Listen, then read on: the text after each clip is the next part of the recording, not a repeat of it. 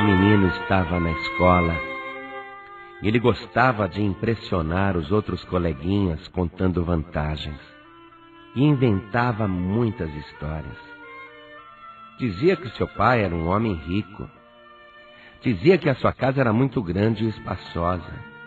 Dizia que ganhava uma grande mesada por semana. Ele inventava cada história. Mas a verdade é que o seu pai já estava desempregado há anos.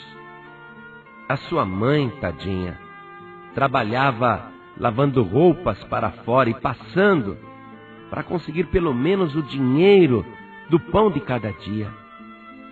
E ele não ganhava presentes nem no dia do aniversário, nem no dia de Natal. Ele era muito frustrado com aquela situação.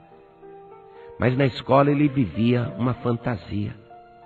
Na escola ele projetava aquilo que gostaria de ser, mas utilizava a mentira para isso. Pois bem, para sua infelicidade, um dia ele olha para o servente, o novo servente da escola, e ele fica pálido, pasmo, paralisado. Parece um pesadelo. O novo servente da escola é o seu pai. E ele se esconde do seu pai. E ele fica pensando, como é que pode?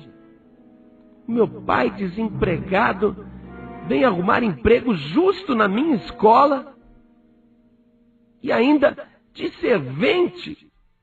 De servente. E ele ficou observando seu pai de longe, e o seu pai recolhendo o lixo do chão, varrendo o pátio, lavando os banheiros. E ele ficou morto de vergonha. Ele jurou que faltaria na escola pelo resto da vida. Ele jurou para si mesmo que nunca mais apareceria naquela escola, porque ele não ia suportar a vergonha, a zombaria dos coleguinhas. E no fundo do seu coração, ele ficou com ódio do seu pai. Como que meu pai vem arrumar emprego aqui, na minha escola, para me envergonhar? E ele também ficou com muito ódio da diretora. Ela sabia que ele é o meu pai. E ela contratou meu pai aqui de servente só para me humilhar. E ele se encheu de revolta.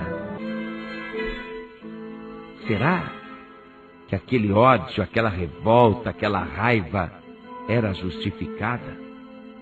Afinal de contas, todo trabalho honesto é digno. É lógico, todo mundo gostaria de ser presidente de multinacional.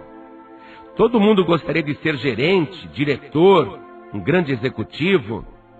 Todo mundo queria ser bem-sucedido na vida, um empresário, uma empresária. Nós gostaríamos muito que os nossos pais fossem ricos, que maravilha, não? Nascer num berço de ouro, morar numa linda casa. Mas a grande maioria de pessoas no mundo é pobre. Essa é a realidade. E cabe a cada um de nós lutar por um lugar melhor ao sol, estudando, aprendendo, fazendo cursos, se preparando, ainda mais neste mundo globalizado, onde quem não se atualiza fica para trás. Fazer cursos de idioma, se preparar, lógico. A gente precisa estudar, se preparar. Porque hoje, meu querido e minha querida, até para a gente arrumar emprego de faxineiro precisa de ginásio. Hoje, para você arrumar emprego de lixeiro, eles pedem o 2º grau. Hoje em dia, para se arrumar um simples emprego, é preciso o diploma. E emprego para ganhar pouco. Mas qual é o problema se o trabalho é honesto? Vamos nos esforçar para progredir. Mas não fique revoltado se, por exemplo, o seu pai, a sua mãe e a sua família é a mais pobre do bairro, se a sua casa é a mais simples. Não fique com raiva do seu pai não ser mais rico, da sua mãe não ser mais bem-sucedida, porque às vezes a porção da vida de cada um é menor. Cabe a você conquistar um lugar melhor ao sol. E Deus não vê a riqueza como nós neste mundo vemos. Porque a riqueza para os homens é ter dinheiro no banco, é ter uma boa casa, é ter um bom saldo bancário, usar boas roupas, bons calçados, ter alimentações sofisticadas na mesa. Mas a riqueza para Deus é ter um coração cheio do Senhor Jesus. Por isso que lá em Apocalipse, você lê Deus falando assim: como dizes, rico sou, e estou enriquecido, e de nada tenho falta, e não sabes que és um desgraçado e miserável, e pobre, cego e nu?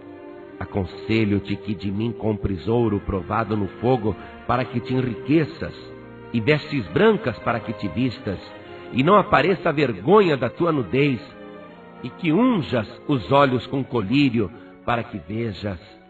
Eis que estou à porta e bato. Se alguém ouvir a minha voz e abrir a porta, entrarei em sua casa, e com ele cearei, e ele comigo. A verdadeira riqueza é você ter Jesus Cristo dentro do teu coração. Se você abrir o teu coração agora, ainda que você seja a pessoa mais pobre do nosso país, você vai se tornar a pessoa mais rica do mundo, porque o teu nome será escrito no livro da vida. Você vai reservar uma mansão celestial, e a partir deste momento todo o céu vai te acompanhar por onde você andar aqui neste mundo. E não faça neste mundo acepção de pessoas.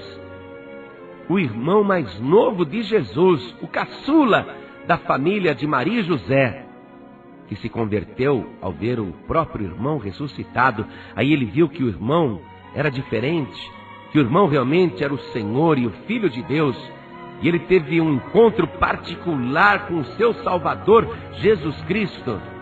Tiago, depois, se tornou praticamente um apóstolo e o dirigente da igreja de Jerusalém, talvez o mais importante dirigente da igreja cristã de Jerusalém naquela época.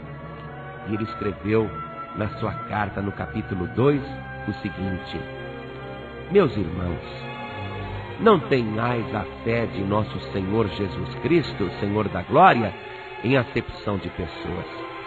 Porque se no vosso ajuntamento entrar algum homem com anel de ouro no dedo, com vestes preciosas, e entrar também algum pobre com sórdida vestimenta, e atentardes para o que traz a veste preciosa, e lhe disserdes: assenta-te tu aqui, num lugar de honra, e disserdes ao pobre: tu, fica aí em pé, ou assenta-te abaixo do meu estrado, porventura não fizestes distinção dentro de vós mesmos, e não vos fizestes juízes de maus pensamentos?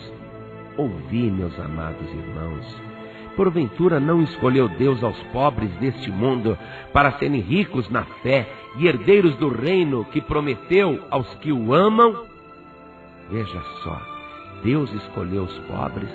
Jesus um dia orou a Deus dizendo: Pai, graças te dou, porque escolhestes os pobres, os pequeninos, e revelaste estas coisas a eles. Ocultaste aos sábios, mas revelaste aos pequeninos. E para João Batista, Jesus mandou a seguinte mensagem: avisa João que o evangelho está sendo pregado aos pobres. Sabe, Deus ama os pobres, e o mundo tem muito mais pobre do que rico. O rico já encontrou consolo no dinheiro.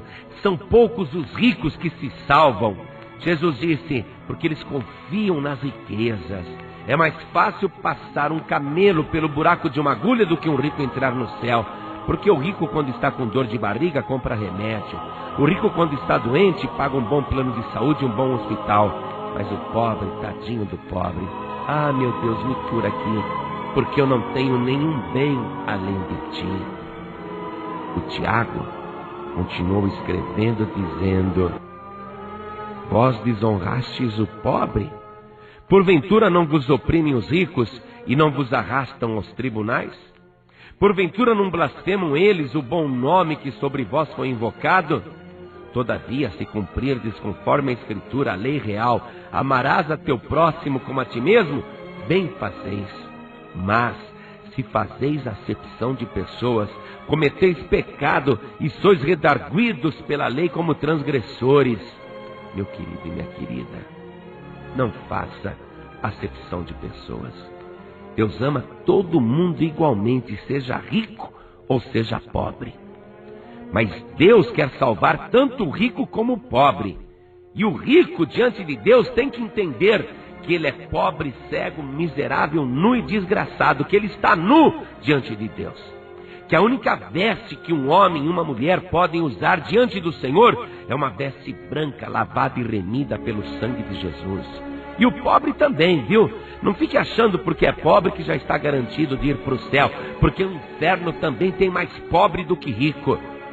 Mas a única maneira de você se tornar rico de verdade, possuir de verdade uma herança eterna, é receber Jesus Cristo como teu único Senhor e como único Salvador.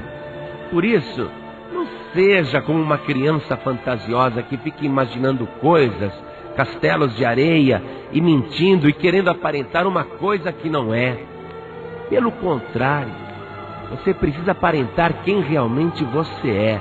Uma pessoa pobre, miserável, tanto materialmente como espiritualmente, e que precisa de Jesus para enriquecer de verdade. Jesus está batendo agora a porta do teu coração. E se você ouvir a sua voz e abrir a porta, pode ter certeza que Jesus vai entrar e você vai se tornar a pessoa mais rica, não apenas da terra, mas de todo o universo.